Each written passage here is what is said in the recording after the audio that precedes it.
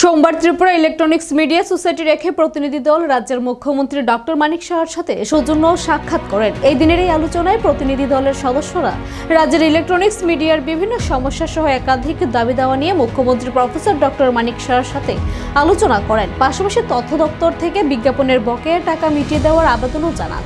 পরবর্তী সময় মুখ্যমন্ত্রী ত্রিপুরা ইলেকট্রনিক্স মিডিয়া সোসাইটির প্রতিনিধি দলের সদস্যদের প্রয়োজনীয় পদক্ষেপ গ্রহণের আশ্বাস দেন। ত্রিপুরা ইলেকট্রনিক্স মিডিয়া সোসাইটির প্রতিনিধি দলে ছিলেন ত্রিপুরা ইলেকট্রনিক্স মিডিয়া সোসাইটির সম্পাদক তথা নিউজ টুডে চ্যানেলের এডিটর সৌরজিৎ পাল, সহ সম্পাদক তথা চিনি খরাং নিউজ চ্যানেলের এডিটর রঞ্জিত দেববর্মা, সোসাইটির কোষাধ্যক্ষ তথা সার্চ ইন্ডিয়া TNN চ্যানেলের এডিটর মনীষ সাহা, অফিস সেক্রেটারি তথা এশিয়ান টাইমস নিউজ চ্যানেলের এডিটর সমরেশ দে, সোসাইটির কার্যকরী সদস্য তথা সেন্দন টিভি চ্যানেলের এডিটর অভিষেক দে, কার্যকরী সদস্য তথা রাইস ইস্ট টিভি চ্যানেলের এডিটর সৌমেন দেব, খুমপুই টিভি চ্যানেলের এডিটর মানস দেববর্মা এবং রাইজিং ত্রিপুরা টিভি চ্যানেলের editor Hanif Ali. Tripura electronics media সোসাইটির আশাবাদী মুখ্যমন্ত্রী রাজ্যের সাংবাদিক ও ইলেকট্রনিক্স মিডিয়ার স্বার্থে সহসাই প্রয়োজনীয় পদক্ষেপ গ্রহণ করবেন।